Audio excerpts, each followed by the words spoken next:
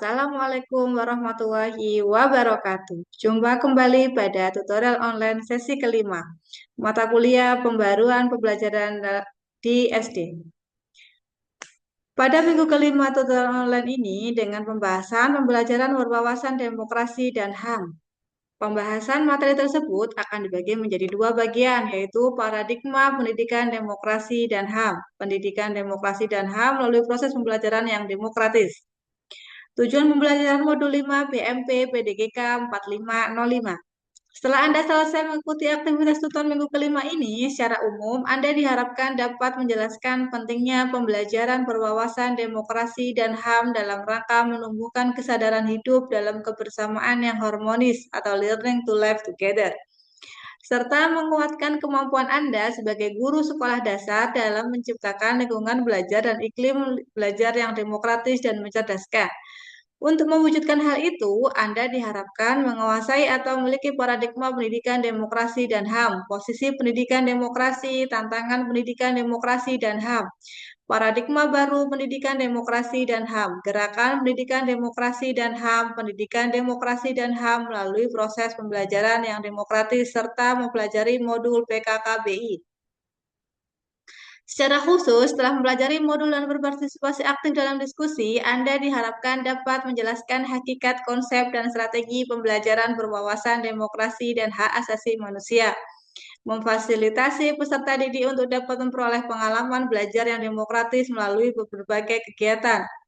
Kegiatan belajar. Untuk mencapai tujuan tersebut, terlebih dahulu Anda telah menguasai pembaruan dalam pembelajaran dan pembelajaran berbasis budaya pada modul-modul sebelumnya. Pada modul kelima ini, Anda akan membahas dan mempelajari materi melalui dua kegiatan belajar, yaitu satu, paradigma pendidikan demokrasi dan HAM. Yang kedua, pendidikan demokrasi dan HAM melalui proses pembelajaran yang demokratis. Untuk memperluas wawasan, Anda perlu melakukan pembahasan terhadap materi inisiasi dan pengayaan, mengerjakan tugas, serta partisipasi aktif dalam diskusi. Melalui serangkaian kegiatan tersebut, minimal Anda diharapkan dapat menjelaskan pentingnya pembelajaran yang berwawasan demokratis dan HAM diterapkan sejak dini. Hal ini sangat penting untuk dikuasai agar sebagai guru Anda mampu memfasilitasi setiap individu warga negara untuk memperoleh pengalaman belajar atau learning experience dalam hidup berdemokrasi dan senantiasa mengedepankan HAM dalam segala hal sebagai wahana dalam belajar hidup bersama dengan harmonis. Agar pemahaman Anda maksimal, sangat diharapkan partisipasi aktif Anda dalam berdiskusi, saling berbagi ide, gagasan, pemikiran, dan pengalaman melalui berbagai contoh nyata pentingnya pengalaman belajar demokratis dan HAM. Melalui diskusi, Anda membahas secara mendalam berbagai peristiwa atau contoh-contoh nyata yang terjadi di lingkungan setempat di mana Anda tinggal. Diskusi tersebut sangat memungkinkan bagi semua mahasiswa untuk memperluas wawasan dan mempertajam kemampuan analisis sehingga Anda semua memiliki kemampuan untuk menemukan solusi jika Anda menemukan berbagai kendala dalam menerapkannya ketika Anda mengajar. Wawasan dan kemampuan analisis Anda akan semakin luas dan kuat ketika di setiap penyampaian gagasan, pemikiran Anda dikuatkan oleh pendapat para ahli yang relevan.